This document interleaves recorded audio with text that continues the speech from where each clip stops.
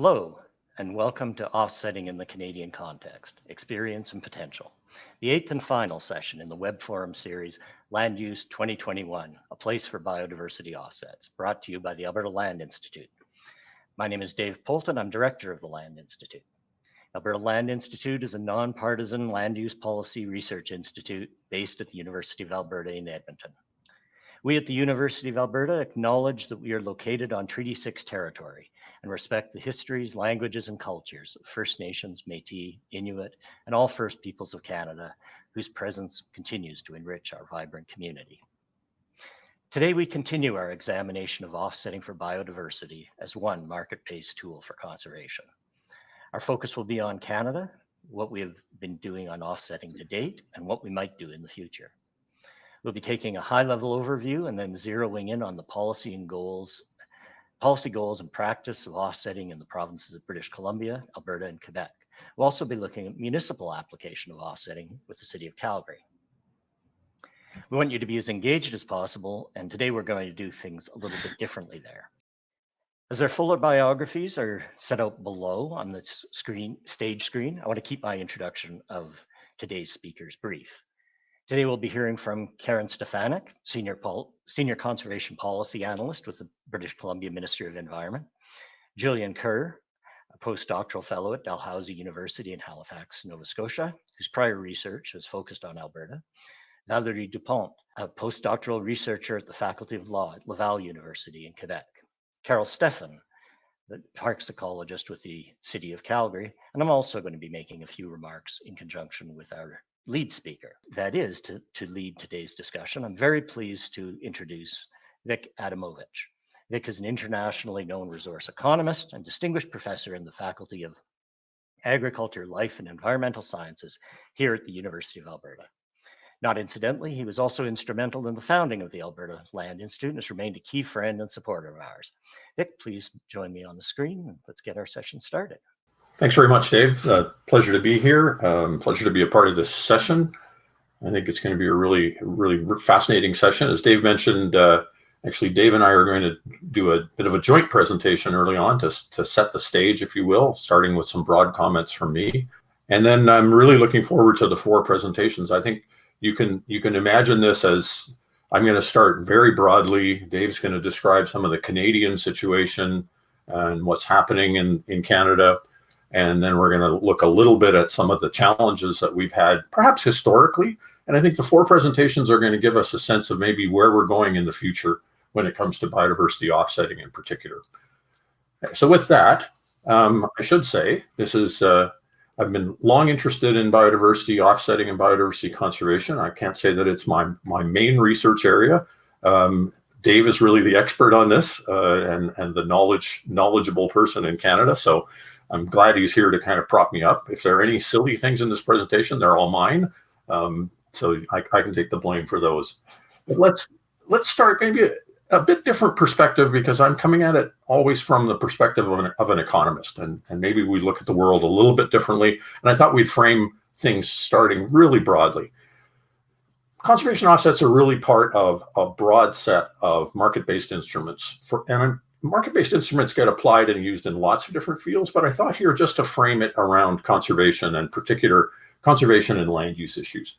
So we've got a general definition that I structured about really designing markets or designing programs where we're interested in conservation, but we're also interested in incentives, in addressing these negative externalities or sending signals for improved environmental outcomes, or something I'm particularly interested in, how do we better integrate the environment with the economy so that those signals get coordinated, so that we're not at odds with each other, so we can reflect the values of conservation and of biodiversity. So what are some of the mechanisms? You can think of subsidy programs, and payments for ecosystem services are really something like that. We're going to subsidize a particular service or pay for a particular environmental service. We could use a tax, carbon taxes in the case of greenhouse gas emissions, but development impact fees or other types of land use taxes fall into that category. We could use a certification scheme to set up a particular signal in a market, so-called market friction programs. We could use tradable permits. We proposed years ago tradable land use permits, tradable disturbance permits to mimic tradable emissions permits. We use performance bonds. In land reclamation for mining systems, we use all kinds of performance-based systems, or we can use conservation offsets as a mechanism to try to send the signal for the value of conservation and the value of environmental goods and services. Now, this is very broad, but I like to think of it that all the same principles apply. And this is just one that we put together several years ago in the context of payments for ecosystem services.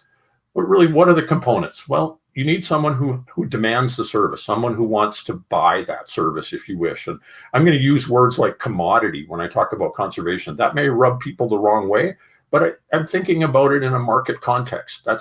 We really are trying to think about biodiversity as something that will be valued. So what is that service? Challenging in the sense of biodiversity, it's multiple services.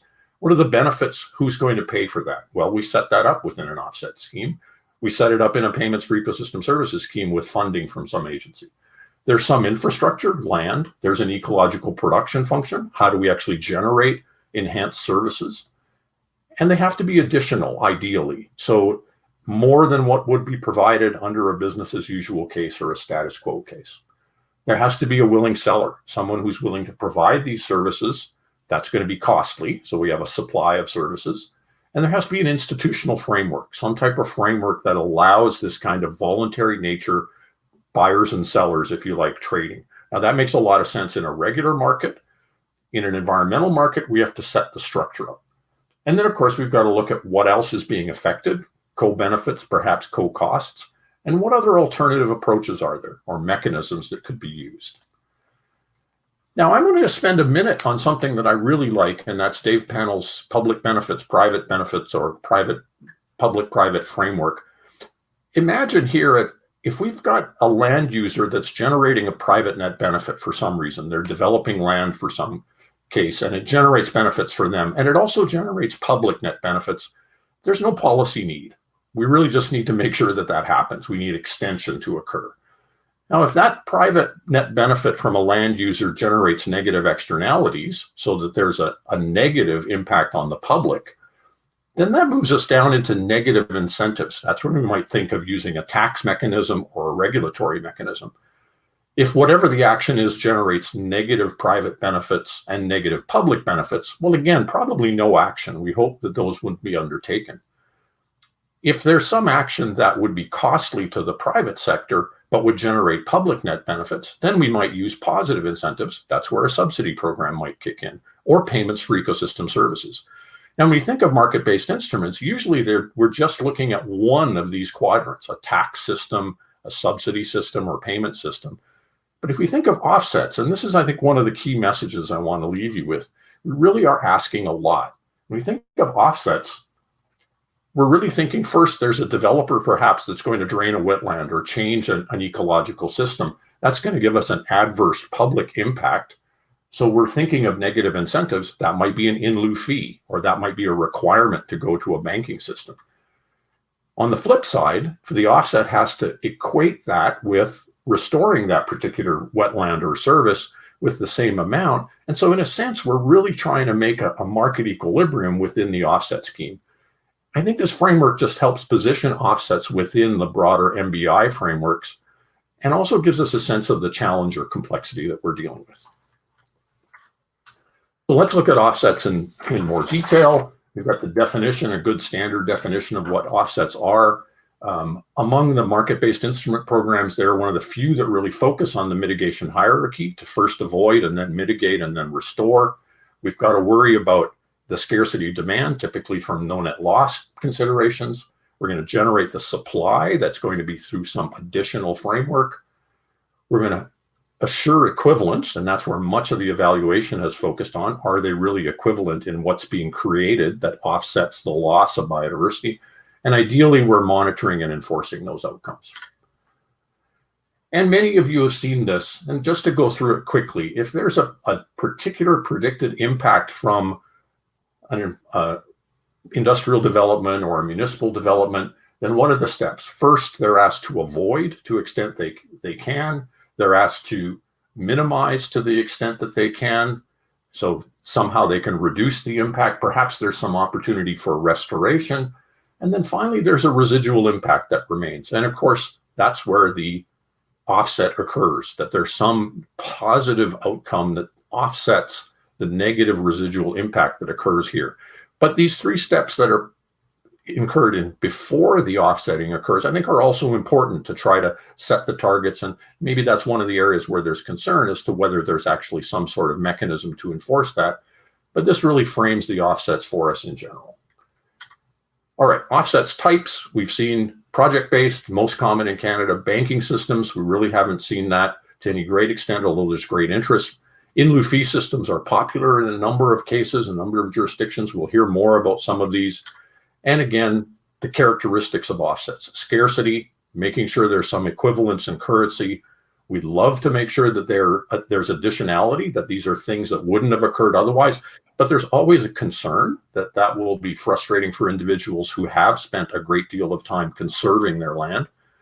We want to avoid leakage, the notion that somehow there will be an offset created, but in another parcel of land or through a market mechanism, those services might be reduced. That's a big concern within greenhouse gas emissions offsets. Perhaps not as much in conservation offsets, but that time will tell on those. We want to match the timing and duration of the impacts with the offset, address uncertainty. We'd love to have cost-effective offsets. Great deal of consideration of stakeholder involvement, and I think increasingly we need to think about having Indigenous involvement in the construction and thought of offsets. And finally, monitoring and evaluation. So that's a very broad introduction. I'm going to hand it over to Dave to walk through just what we've seen in Canada, in provinces, and across the federal government. Thanks, Vic. So this slide shows that the great majority of provinces do have some offset programs either in place or under development. So this is not a new concept in Canada. It's one that we actually have a fair amount of experience with. A lot of these programs, though, were developed at the National Energy Board and in a couple of circumstances, joint review panels here in Alberta, which have had both Alberta and federal regulators involved. The interesting, each one of these is interesting in its own right, but I've highlighted the NEB 2016 consideration of the Nova Gas transmission line pipeline project that goes down the eastern slopes of the Alberta Rockies, but in particular through the Chinchaga Caribou Range. Now, there was a couple of very interesting things about that decision. First of all, in its report, the National Energy Board really exposed some tension between it and Environment and Climate Change Canada, as it's now known, with respect to how multipliers should be assessed and applied. And there's an interesting, short but quite interesting discussion on the contrast between the approach of the two different agencies. And then subsequent to the board's decision, there was it was referred to the federal cabinet for final approval, as these things are, and the federal cabinet intervened to significantly increase the multiplier requirement. And that was done in the name of the significant Indigenous interest in the caribou and the role that caribou played in Indigenous culture. So that opens the door to, I think, a very interesting discussion that I hope we'll have before the day is out on how Indigenous factors may be and Indigenous interests may be taken into account in our offset design. With that, just one, if I may note, the list of federal and provincial policies, I put together a brief paper outlining those a little bit more detail, and that is available for download in the Expo booth. So you can take a look at that if you want more information and references to the appropriate policy documents. Yeah, just the appetite for regulators to show a little bit of innovation and initiative is not limited to the federal level. There are probably other examples of this in other jurisdictions that I'm not aware of, but in Alberta, we saw our own Alberta Energy Regulator in 2018 required offsetting for caribou habitat in its white spruce decision. As well, in the Northwest Territories, we've seen the Mackenzie Valley Review Board twice require offset conditions, once for the Acadie Diamond Mine expansion that ultimately did not go ahead. And then currently under much discussion is the Territorial all-season road that is being built in the western part of the territory.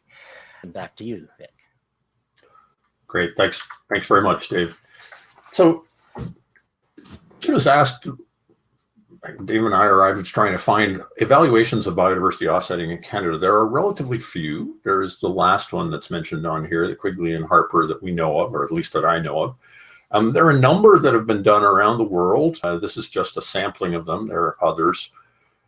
You can read them as you look at the screen. One of the overall is that they're not particularly good news. And these are typically evaluations done from a biological perspective, really examining whether the biodiversity outcomes have been generated as were hoped or as were expected. So I think this is, of course, one of the concerns, and it's a continually raised concern. But I think we have to take this in context. This is, again, thinking back to that framework. This is a particularly challenging exercise compared to other market-based instrument schemes in trying to set that target and exactly meet those outcomes. It's very important for biodiversity conservation, don't get me wrong there. But I think this is, again, one of the things that we're going to have to work on, but also we'll have to think about how this could be achieved perhaps better, maybe with broader frameworks, and we'll touch on that at the end of the conversation. So what have been some of the challenges, if you like, in offset design? And this is based on some older work that I've done, some work that Dave has contributed to, some other types of literature in no particular order. And I don't think there are too many surprises in here. And again, not to place blame on any particular program, but lack of a scarcity signal or lack of demand. If it's a voluntary offset program, even if there's an in lieu fee system in place, I sometimes worry about whether those fees are set to the extent that they would actually provide the appropriate scarcity signal or provide the demand. And that's partly the fee and partly the institutional framework that exists. So is there enough of a scarcity signal? And perhaps even some cases, there simply isn't the density of demand that there is, for example, in the United States, where some programs have been a bit more successful to actually generate the kind of offset programs that we need in a continuing framework. So that's one of the concerns. And again, maybe this has something to do with scale and scope that we'll have to think about. Of course, as was mentioned in the last slide, the challenge in the commodity or value definition. What exactly are we aiming for? How do we measure that? Biodiversity itself, of course, is a challenge. We're even greenhouse gas emissions and carbon equivalents are not simple to measure. Other things that people have considered with offsets, not simple to measure, but trying to actually get our hands around what the commodity is, how we can define it, how we can measure it, because we're going to have to trade that. That's always been a difficulty. There have been attempts to do these kinds of evaluations, of course, around the world, but it continues to be one of the things that I think we struggle with. Somewhat related to that is the local nature of offsets. That, of course, the more local it is, the more unique it is, the fewer substitutes there are for it. And that, again, immediately means it's going to be a challenge to implement a scheme that has this kind of market-based approach and the signaling approach that will offset that exact conservation outcome. So it's difficult to find these. Will there be sufficient supply given the uniqueness of the particular resource or outcome? And of course, we've seen that in a number of programs, including some of the work that Alberta Land Institute did around wetlands offsets or conservation offsets in the Calgary area. Lack of incentives for supply. Is there the continuity, the continuous demand, the funding, engaging particular participants? I mean, my colleague Peter Boxall has done a considerable amount of work in this area with reverse auctions, would suggest that actually participation is one of the biggest challenges on the supply of conservation offsets. Trying to engage individuals, you have to have that continuous engagement process and support, information, funding. Attempting to achieve multiple goals. Not all programs do this, but there are attempts sometimes to achieve a particular conservation outcome as well as the regional development outcome or some other type of outcome. That always is concerning to me from an economic perspective. It just makes it much more difficult. If we have multiple policies, we really should be, or multiple goals, we should be using multiple policies. That can be a concern in some of the program designs. There are institutional challenges, whether we're crossing jurisdictions or different ministries within a particular government agency may have different objectives. And Dave already mentioned some of the discussion at the federal level with caribou, which is fascinating. And are those things that are going to provide friction in trying to create offsets or not? There are transactions costs that I think are not usually discussed. Maureen Noga and I did some work on this many years ago. I think this is one of the considerations with more sophisticated programs, more carefully designed programs could be very effective on a biodiversity conservation outcome, but the transactions cost may be very high and therefore difficult to implement. So we're back in the world of trade-offs. Implementation on public land continues to be, I think, a challenge with the ability to restrict particular land uses, to tie the minister's hands, if you wish, on some of these initiatives, as well as overlapping tenures and jurisdictions. This is certainly a common concern with programs like caribou conservation, and I haven't seen anything recently that suggests we're out of that challenge. Maybe some tools can be developed there. Do we have monitoring and evaluation that can achieve the kind of outcomes that or examine the outcomes that we've achieved from existing programs? As Dave mentioned, they're long-standing programs. We'd like to be able to look back at them. Perhaps we need a bit more consistency so we can actually look at the different programs and do some comparisons. And lastly, of course, we have to keep thinking, are offsets really the correct tool to use in all cases? We know they aren't. We know that with particularly endangered landscapes or species, that's not the appropriate tool to use. But I think even more broadly, and this is a bit of an aside, but I just want to illustrate this a bit with relatively new, actually quite new, June 2021, Natural Climate Solutions for Canada. This is a fascinating paper that looks at a range of different natural climate solutions. So this is focusing on greenhouse gas emission and climate mitigation. I know you can't read that, so let's blow it up to look at one in particular. Let's look at grasslands.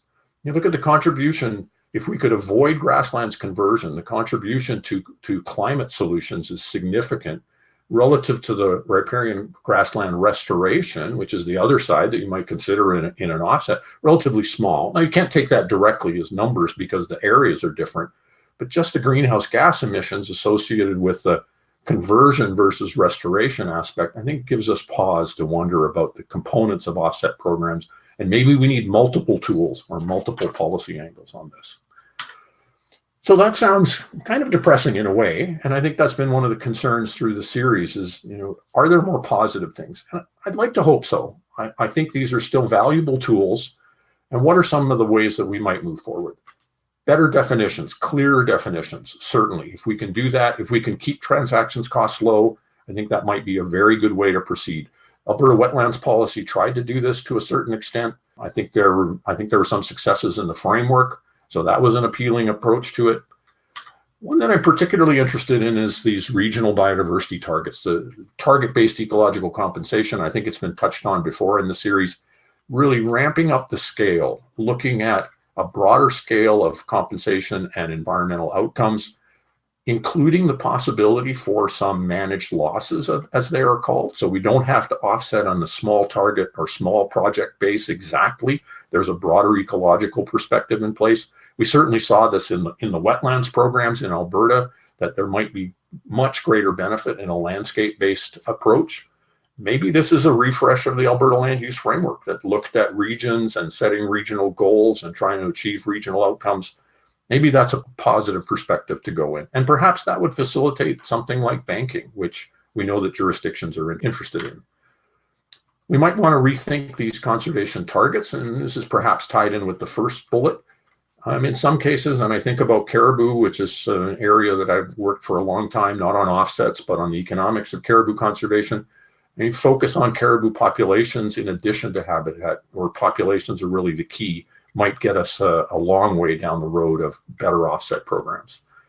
We might think about offsets and performance bonds, much like the way we do with reclamation processes, where there's a performance bond implemented to ensure that the offset outcome will actually be developed and will perform. And I think this is really Dave's statement, and I really like it, that imperfect offset programs shouldn't be compared to perfect ones, but to no offset programs. We really have to think about not letting perfection get in the way of trying to achieve really good outcomes. So the last slide, let me just conclude from a kind of market and economic perspective. I think there are some significant advantages to generating incentives, to perhaps lowering costs of achieving conservation outcomes, of integrating environmental goods and services. Clearly, the commodity definition and design is really the challenge. But I'd like to think, and I think we're going to see in the next 4 presentations, some things that we could use to move forward, that in the right circumstances, these are useful tools that we can use to generate value and to really indicate the value of the ecosystem and restore those systems. So with that, I will pause And I will welcome to the stage Karen Stefanik. Karen's from the BC Ministry of Environment and Climate Change Strategy. She's going to speak to us about BC's environmental mitigation policy, challenges and opportunities for mitigation and offsets. Karen, it's over to you. Great, thanks so much, Vic. And I'm just gonna get myself set up here. So with that, good day, everybody. I'm so thankful to be here, and I'm grateful to be joining you from the traditional territories, the Lekwungen-speaking people, which include the Songhe and the Esquimalt nations, also referred to as Victoria, British Columbia. So my goal for this presentation today is to provide you with the context on how offsetting is applied in British Columbia, and a discussion of what we've learned, both challenges and opportunities, and like Vic and Dave are saying, hopefully a way of moving forward for those in similar jurisdictions who are working on related policies and issues. So knowing that we have an international audience that's been present throughout this webinar series, this map is intended to provide you with an idea of the sheer size of the province of British Columbia, which also happens to be one of the most biodiverse provinces in Canada.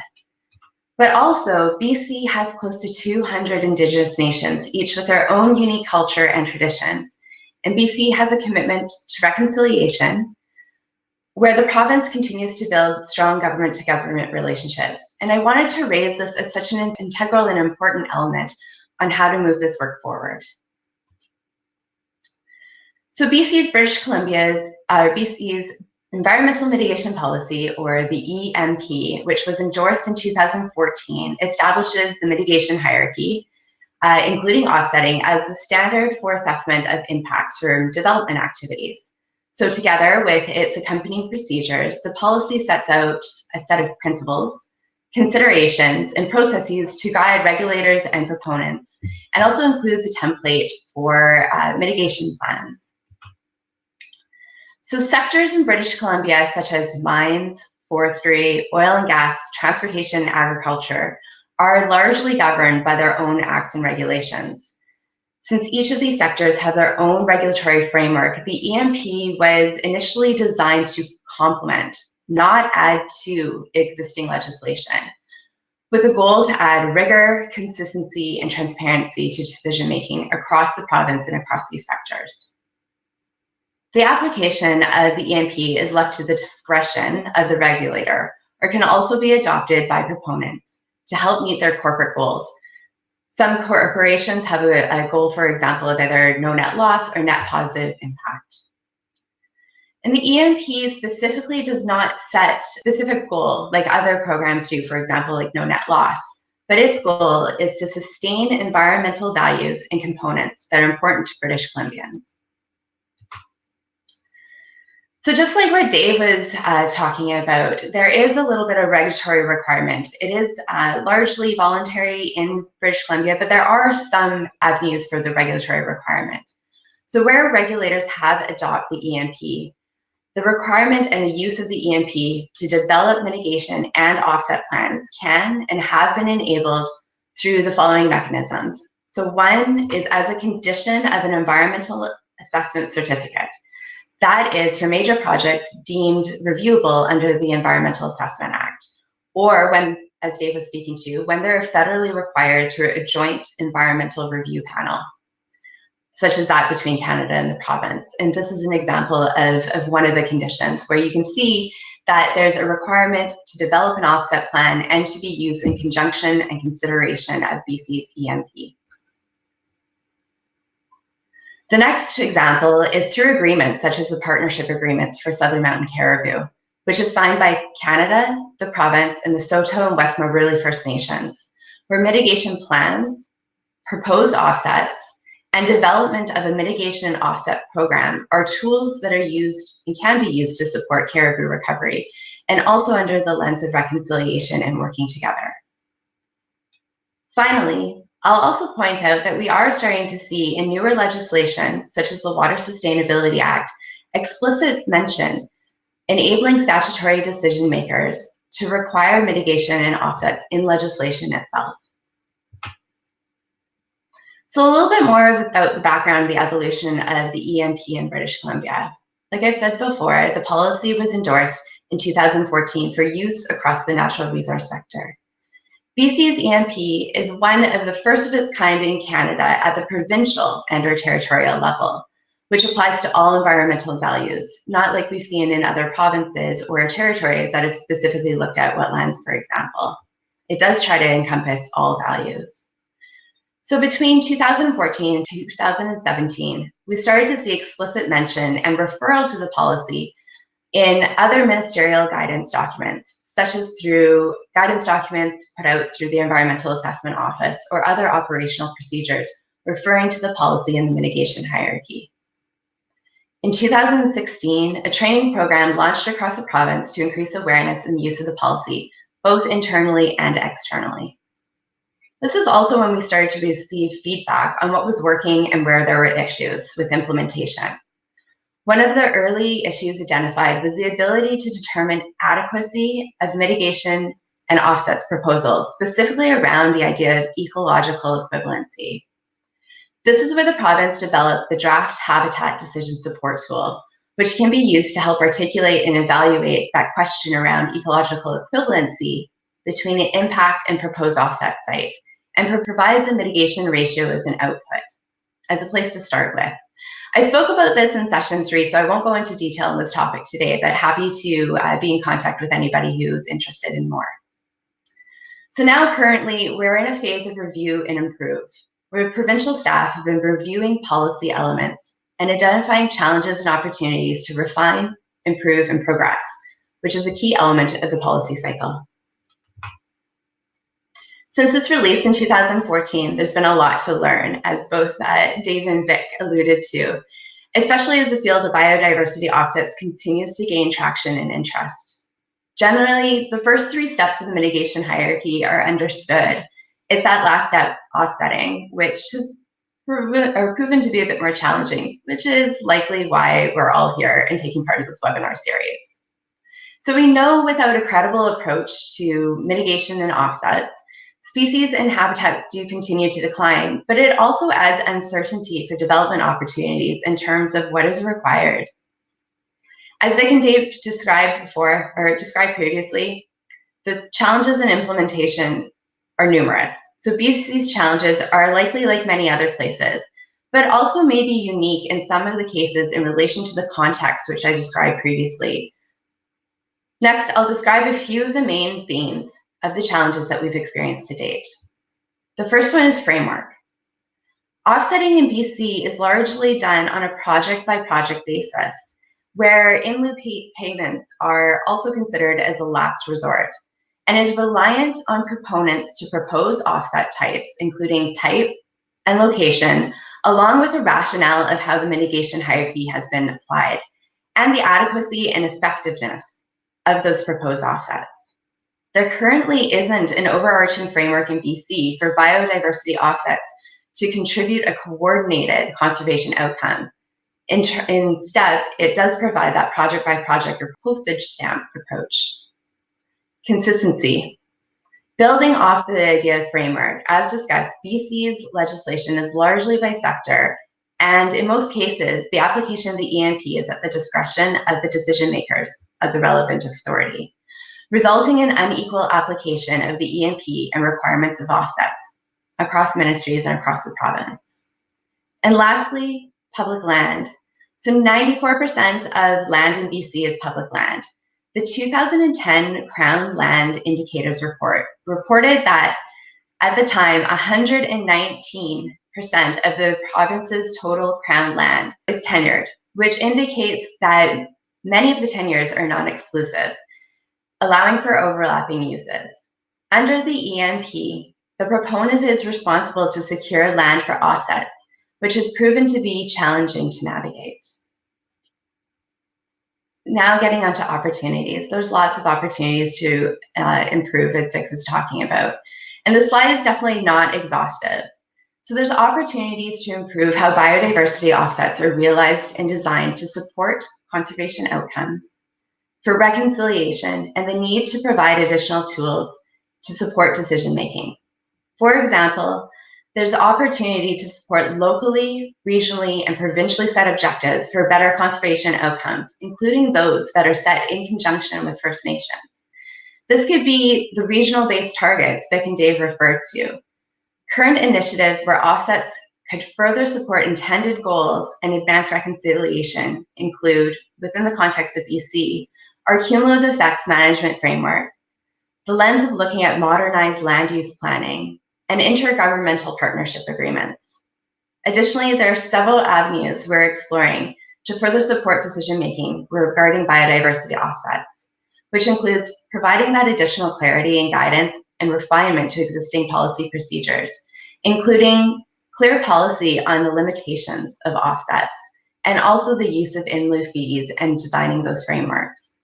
Additionally, exploring the development of additional tools to help provide that information, similar to what Carol talks about in her discussion. And lastly, the path forward. I wanted to leave you with a few concluding thoughts on BC's experience with offsets.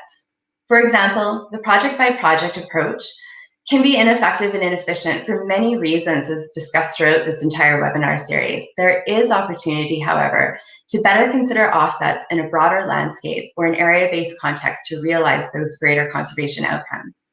And finally, moving forward, we need to recognize the need to clarify the overall intent and use in biodiversity of offsets. Ultimately, what do we want to achieve? What are we aiming for? And what does sustaining environmental values that are important to British Columbia look like? With that, I know my time is up, and I thank you for your time and looking forward to the discussion. Thanks, Karen. That was fantastic. That's an excellent overview of British Columbia's approach. We'll look forward to the discussion. Let me now welcome to the stage Jillian Kerr. So Jillian's now at Dalhousie University, but Jillian's going to speak to us about Alberta's learning on MBIs in use and in theory. Jillian, it's over to you.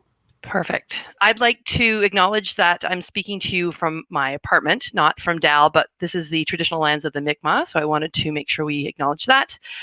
It's funny, watching Karen and knowing what Carol's presenting on 7 or 8 years ago, during my 12 years of working for the Department of Environment and Parks in Alberta, my presentation probably would have been around the wetland policy or some of the work we did on ecosystem services.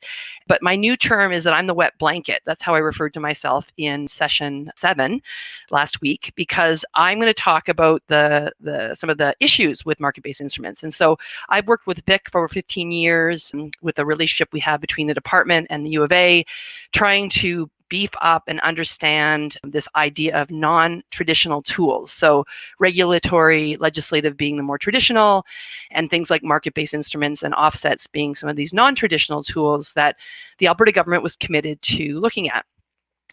And so my 12 years there led me to end up doing a PhD because of my work on market-based instruments. So I'm just going to go to the next slide. So my time in the Department of Environment modified different things I was doing, but I did at one point co-lead the environmental tools group, where we were trying to figure out how to use other tools to incent and disincent behavior when it came to environmental objectives in Alberta. Over the period, my study period that I did my PhD between 2000 and 2015, I was heavily involved in a number of market-based instruments, changes in legislation and policy to explicitly enable and promote the use of market-based instruments. And I started my PhD because with all the work we were doing, we were having lots of talk, lots of theory, lots of commitments, and what I've coined in my PhD, an actual MBI implementation gap. So I'm not going to do a lot of the same slides I did last time or information, but just to summarize, for 43 years until 2015, we had one party leading the government of Alberta, the Progressive Conservatives. And they were pro-market. We had a lot of push towards modifying and updating legislation like the Water Act, the Environmental Protection Enhancement Act, to make sure that market-based instruments were actually enabled. We did a lot of work creating new legislation like the Cumulative Effects Management Act, the Alberta Land Stewardship Act that talked about ecosystem services and the use of these non-traditional incentive-based tools. I worked on the new wetland policy from 2013, the Water for Life Act, or Water for Life strategy and its update, the Alberta Land Stewardship Framework, and the Institute for Agriculture, Forestry, and Environment, all of which over this period of time we're promoting, we're educating, we're trying to work with society on bringing market-based instruments as a viable tool, companion tool to our legislation. So why I decided to do my PhD is that we had 57 market-based instruments enabled, different, whether it's generally being a market-based instrument is enabled or specific about offsets or conservation easements. We had 13 that were actually implemented between 2000 and 2015. So 57, 13 implemented, and of those, only 7 were really new. A number of them were deposit refunds, so we didn't consider those new and novel market-based instruments. So that led me to say, what the heck is going on? So we look into economic theory. My background is an economist, and we realized that and Vic's presentation, looking at things like transaction costs and do we have buyers and sellers? Is there supply and demand? We had gone through a lot of that, and we recognized in Alberta that we had environmental groups, not all of them, but some of the NGOs saw the benefit of things like biodiversity offsets. We had industry, agriculture, and forestry at the table trying to work with us to find out the best way of doing these. We had, obviously the government was involved, and both at the bureaucratic level and the political level, and still wasn't happening. So I'm like, well, I think I need to look more broadly. And so I did a PhD at University of Calgary in their now defunct interdisciplinary grad studies program. And I did it as 4 separate chapters. Last week I presented on some of the internal and informal institutional issues. Vic talked about some of the institutional issues. I looked at the informal ones that are not captured in how we do policy analysis typically in Canada. And today, what I want to talk about is my 3rd chapter, which was looking at what are some of the issues around social acceptance of market-based instruments in Alberta. And so I'm not going to get into a lot of the theory, but just some of the things, current economic models, and again, market-based instruments are based in economics. They assume that people make rational or at least bounded rational decisions. In order to have an ability to develop a tool, you can't start from scratch every time. So we rely on these heuristics or this predictable behavior from humans. However, the development of these heuristics and models and the generalizations, they make these kind of assumptions about how humans behave and how we can imagine decision making, which probably work 50-60% of the time in 50-60% of the cases. However, there's evidence that suggests that people don't react purely economically. Like, how many of you go to the grocery store and look at the 18 types of peanut butter and do some sort of analysis about which is the right peanut butter for you to buy? No, you pick the one that looks the best or you go to all the time. So humans are really good at making shortcuts. We don't always think rationally. Modern policy design often disregards these, though, and I think Vic actually brought up panel, and I relied heavily on some of his research for my PhD. There's some empirical studies that have been shown that policy tools thought to be effective and appealing based on rationality have failed because they don't understand the interests of the target population. And that's where this chapter really focused in, is if we aren't understanding the target population, how do we understand that then? So the integration of key community perspectives, Vic had brought up stakeholders, but we often do that. Even on our environmental tools guide, which is on the Alberta Environment and Parks website, we talk about stakeholder analysis, but it's a big block. And so what do we mean by that? Well, if we're going to understand some of these community perspectives, we better figure out a few tools to help us to be able to do that, if we want to be practical for allowing government to make better policy. This is a quick snapshot. This is my study area, which is the Old Man River Basin, and it's in this southern part of Alberta. And so my study looked at market-based instruments around agriculture, because southern Alberta was one of the first developed parts of Alberta 100 years ago.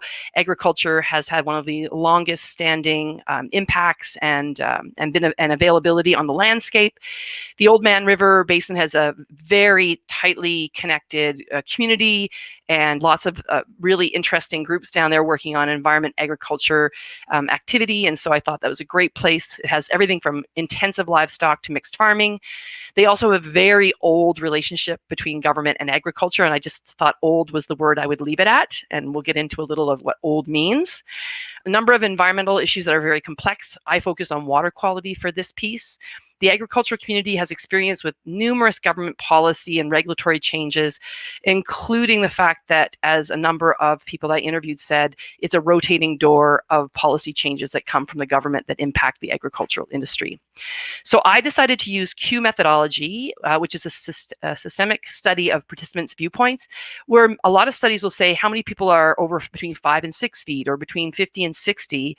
Q flips the entire way of looking at people and saying, we're going to look at what the most important statements are, what the most important perspectives are, and then we're going to get people to rank order those to find out what do you think are the most important or the most relevant to least relevant.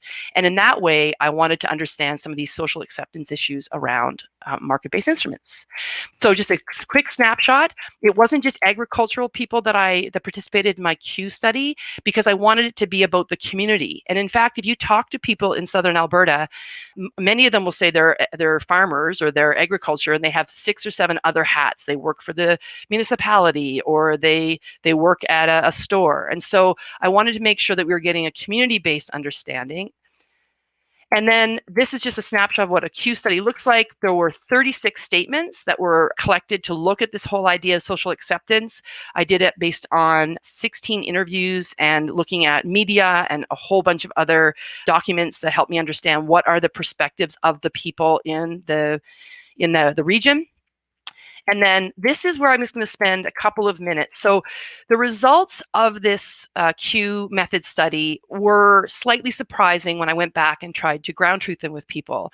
And I've just highlighted a couple of things. One of the premises is that we make assumptions about people and groups. Farmers think this way. Government people think this way. Well, not even government. Environment people over there. Energy there. And may never the two cross paths. So what this ended up saying, what I revealed from this Q study was that there were 4 major types of thinking around the use of market-based instruments. One were these incentive orienteers, I called them, rural advocates, honest brokers, and progressive producers.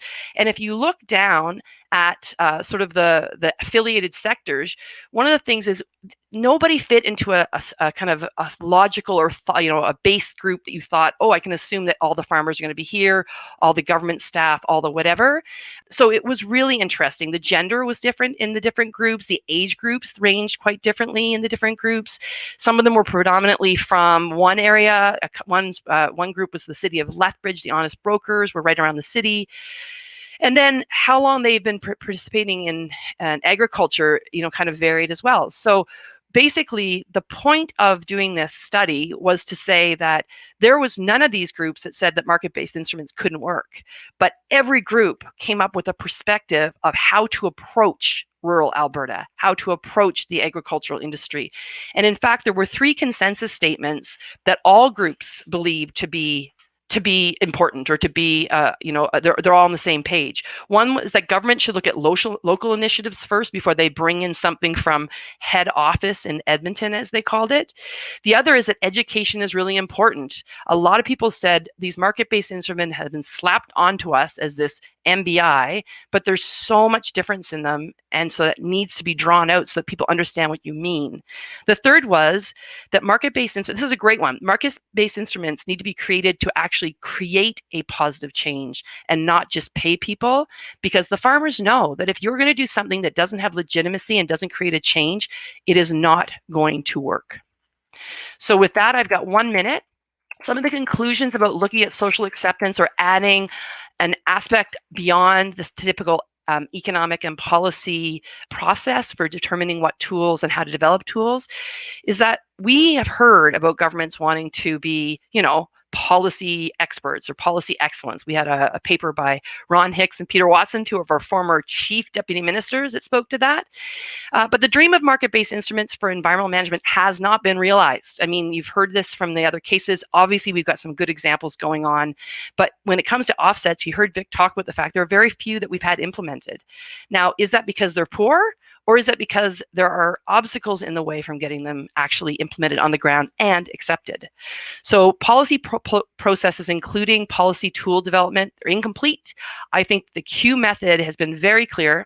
The policy process can be enhanced by something as simple as the tool, like using Q method, because in that you bring the relevant stakeholders together and they can together understand what some of the key stressors, issues, things that are not part of a typical policy process. So with that, I will say thank you and let Vic take over. Thanks very much, Jillian. That was very interesting and very cool to benefit from your experience in multiple different areas. Super. So let me transition quickly to our third speaker. Valerie Dupont is from Université Laval and is going to speak to us about conservation of wetlands and bodies of water, a critical legal analysis of wetland compensation funds in Quebec. Valerie, it's over to you. Hello, good morning or good afternoon to all. As Vic said, my presentation today will focus on the biodiversity offset regime that was established in Quebec in 2017 for wetlands and bodies of water.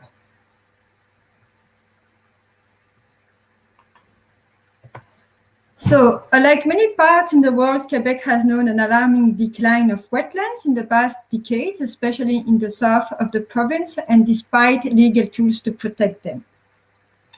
In order to enhance the legal framework and alter these losses, the government of Quebec adopted a new law in 2017, which sets as the major objective of the wetland legal regime a no-net loss of these ecosystems. In order to reach that objective, the government relies on several tools, including the regional planification of the conservation of wetlands and bodies of water, the full implementation of the mitigation hierarchy within a prior authorization scheme, and the creation of a compensation fund, otherwise known as the in-lieu fees.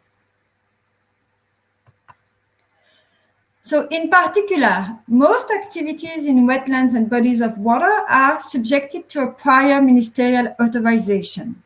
To obtain such an authorization, developers must demonstrate that they avoided and minimized the impact on wetlands to the maximum extent feasible, and unless stated otherwise in regulation, they must then pay a financial contribution into a governmental fund for the remaining impacts of their projects. The fund is managed by the Ministry of the Environment, which is responsible for investing the money raised into restoration and creation projects. In other words, the government of Quebec has opted for an in-lieu fee program to enhance the effectiveness of compensatory measures. In the remaining of my presentation, I will analyze how that framework builds upon the advantage of such a scheme and how it addresses the most prominent issues.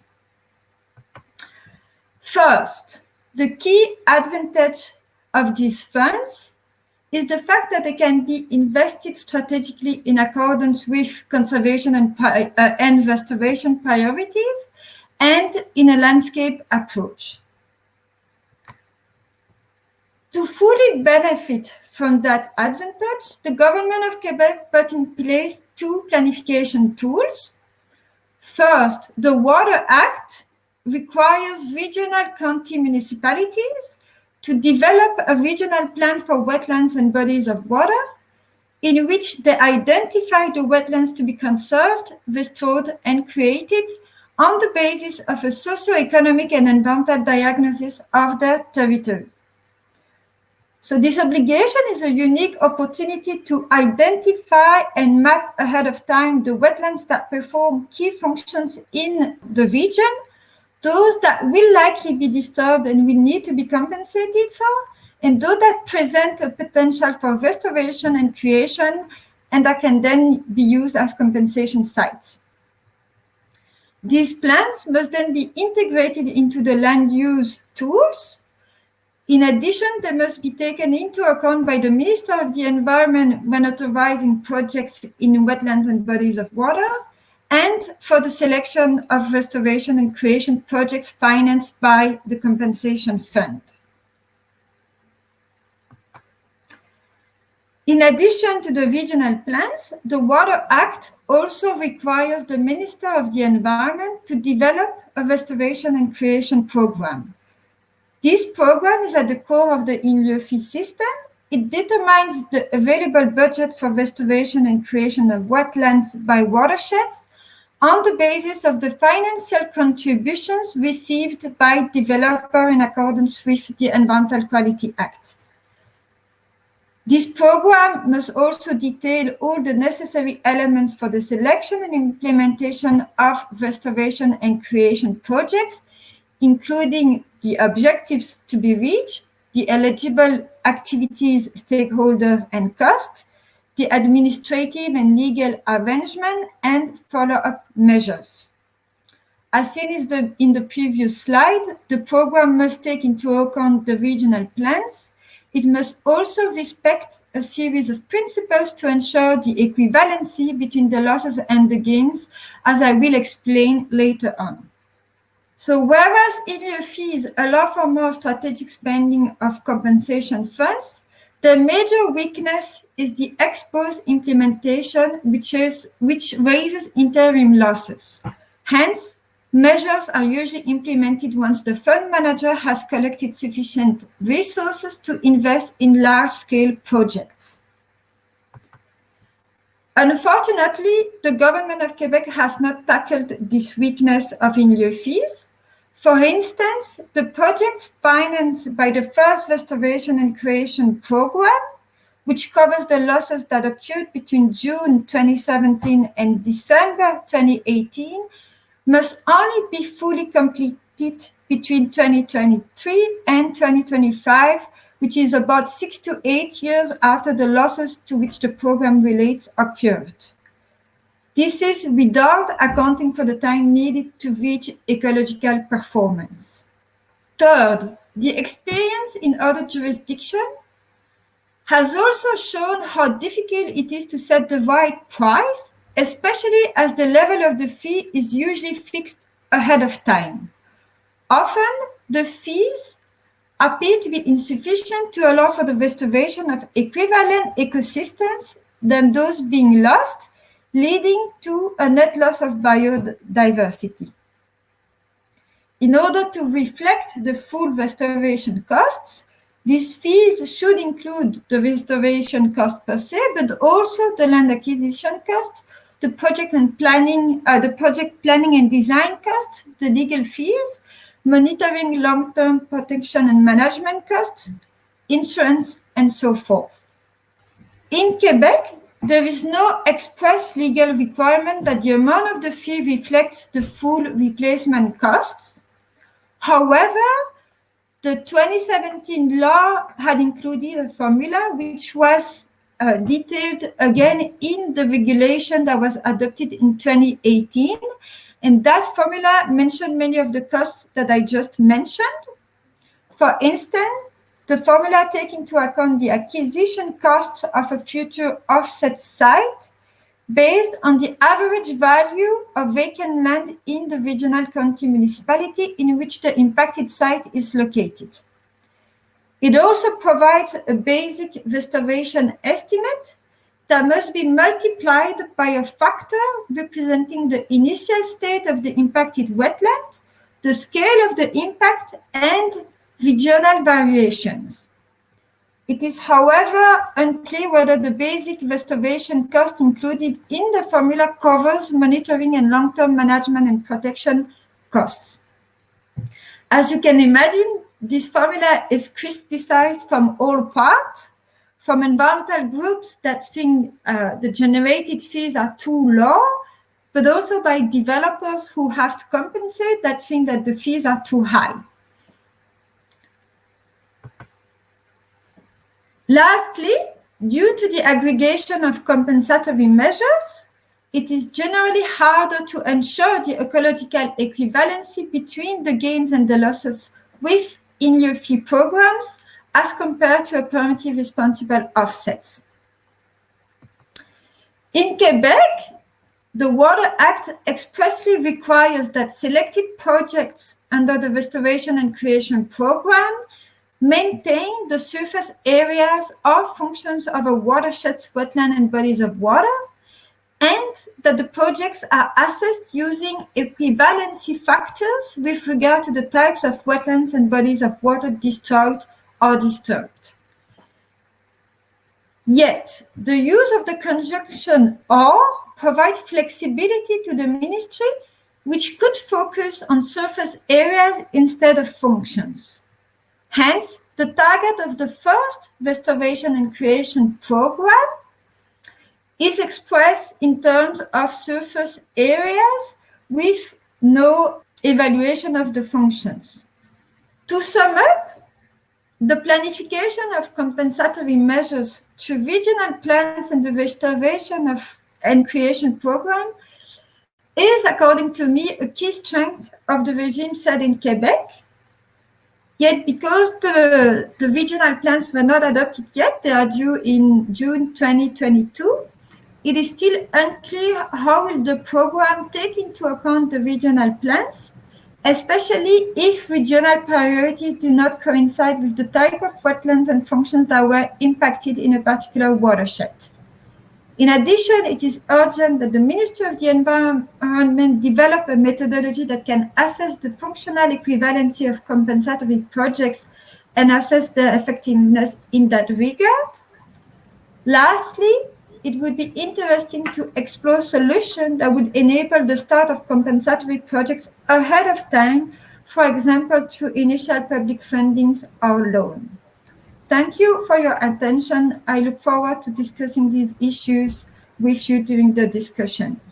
Thank you, Valerie. That was a very excellent presentation. Very interesting. Appreciated. So as you have seen, we've worked our way from west to east across the country, and now we're back to the west, and we're going to focus on the municipality. So our last presenter is Carol Stephan from the city of Calgary. We'll be speaking about municipal offsets, balancing conservation and responsible development.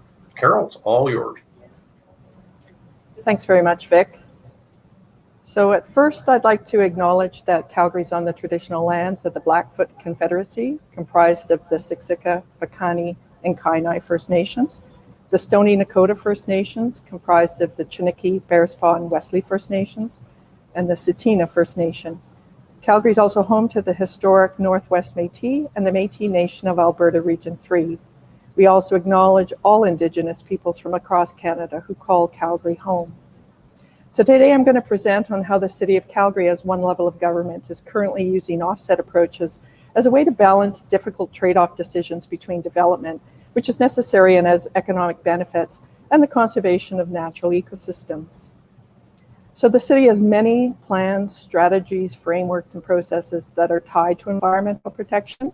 And these are just a few, very few, that either directly or indirectly support a mitigation hierarchy approach, including compensation and offsets. And the City Council requested a citywide environmental strategy and action plan, which will tie all of our environmental policies together. And that's going for approval next month to Council. Now, one of the first places we can look for opportunities to require a mitigation hierarchy approach is during the planning process, whether it be internal or external projects. But one of the biggest challenges we face is how do we manage lands we don't own? While we have land use designations and permitting processes by which we manage activities on all the land, there's no mechanism currently to require offsets. We have environmental reserve and municipal reserve tools, but they're typically only applied to undevelopable land. So things like steep slopes and riparian areas, and they don't capture the grasslands, as Vic mentioned earlier. Now, a couple of years ago, Conservation Reserve was added under the Municipal Government Act. However, there are challenges in implementing that because the municipality must pay fair market value for the land it would like to claim as Conservation Reserve. And that's really expensive. It's also not an offset because it's not the developer paying to compensate for their impacts. Rather, it's the city paying the developer impacting the land to impact the land. And so we currently have staff working on this issue. Another opportunity is to look at better strategic planning across the city with offset opportunities identified and added to the land use as potential offset lands. And it's really exciting, urban conservation within Calgary Parks, of which I'm a part. We completed an ecological network analysis which identifies citywide cores and corridors. So habitat that offers a variety of places for animals to live and move safely around. And that combined with our connectivity analysis you see here on the right, where green is higher connectivity and purple is lower connectivity. And as well, our habitat condition rating, which is our habitat quality metric, and it all rolls into an ecological integrity scoring system. This analysis, again, really exciting, was recently added to our revised municipal development plan with the goal of helping us prioritize natural areas for restoration and protection moving forward. Now, the BIA framework is another tool that Parks uses, and it's a mechanism by which can have proponents demonstrate that they followed the mitigation hierarchy as they design and construct their project. And similar to the federal process of provincial wetland policy, we could set more specific expectations for the compensation or offsets within an impact assessment. And we do that already to a certain extent through the Habitat Restoration Project framework, where impacts to natural areas are required to be restored to a reference habitat type as approved by a parks ecologist. And another tool that we have is the Park-Specific Management Plan framework, where we're identifying areas where restorative actions could potentially be used as offsets for internal or even external development projects within existing parks or even new parks. Now, we could be creative, as we're doing in some areas, and not just focus on natural area parks, but look for ways to go from although beautiful, planting annual beds, we're now doing some of these naturalized spaces next to annual planting beds, and we're getting better biodiversity outcomes. So the city has lost more than 90% of their historic wetlands, and back in 2004, Council approved a wetland conservation plan, and it was a way to manage wetlands within the municipality. So it centers on the mitigation hierarchy, and while still in place, it has been largely taken over by the provincial wetland policy. But for us, the plan was a way of having consistent way of dealing with wetland loss through the development application process. Now, we collected a lot of money over the 10 years where we were the conservation agent, and we're currently have an agreement with the province, just newly minted this spring, where we're now using the money to restore wetlands. And I'm very excited to say we're currently restoring 5 wetlands across the city, which is a huge win for us. We've also developed a process for looking at ways of doing habitat restoration that aren't part of construction or development projects. We developed this process, and we have this app you can see here on the screen is one screenshot from the app that we developed that was based on a triple bottom line approach for selecting criteria for prioritizing projects. Now, combined with our connectivity analysis, we've been able to look at a landscape level of ways to prioritize areas for restoration, which again could be used for offset opportunities. An example, just a quick example here from an inner city community called Bridgeland.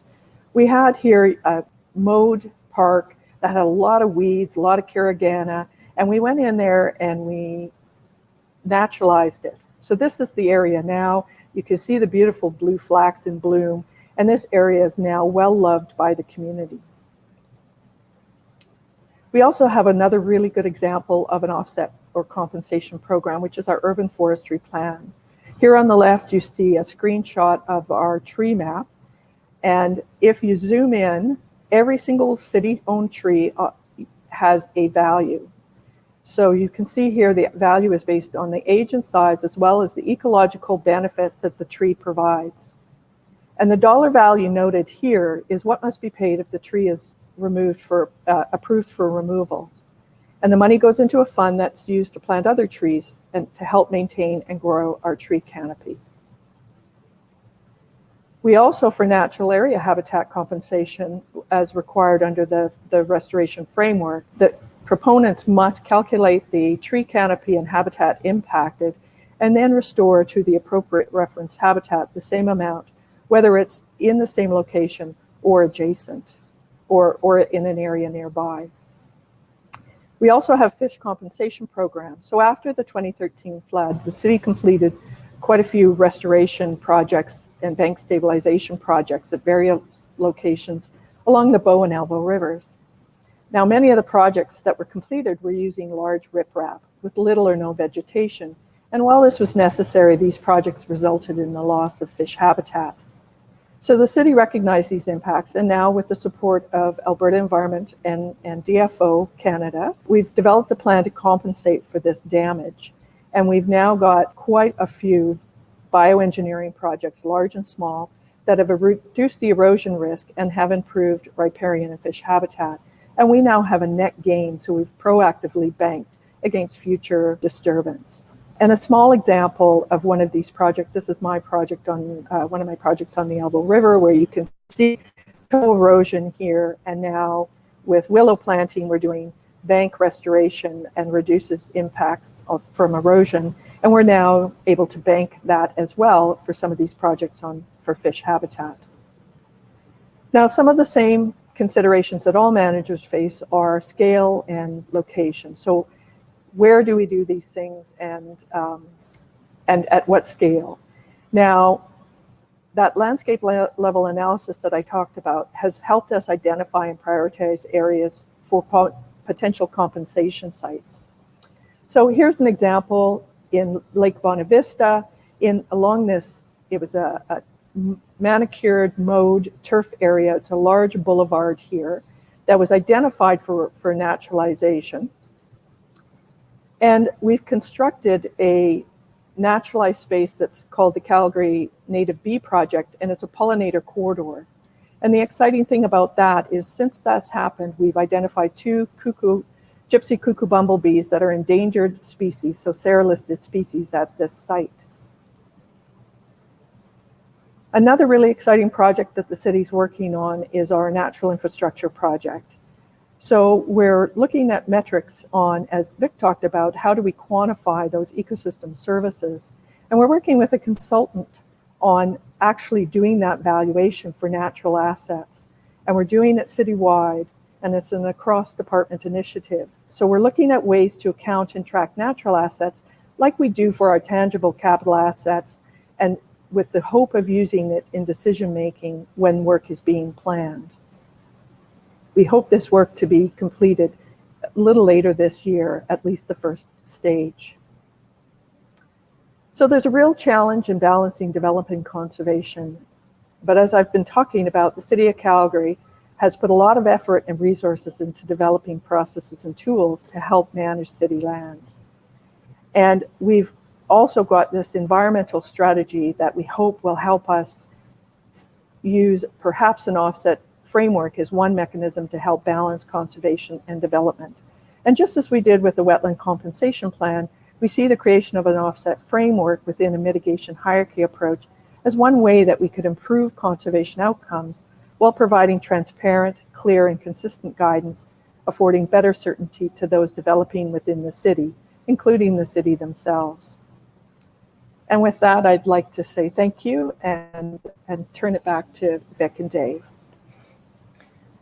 Thank you, Carol. That was fascinating, and it always makes me feel good to see my hometown and my home are showing leadership and initiative on this.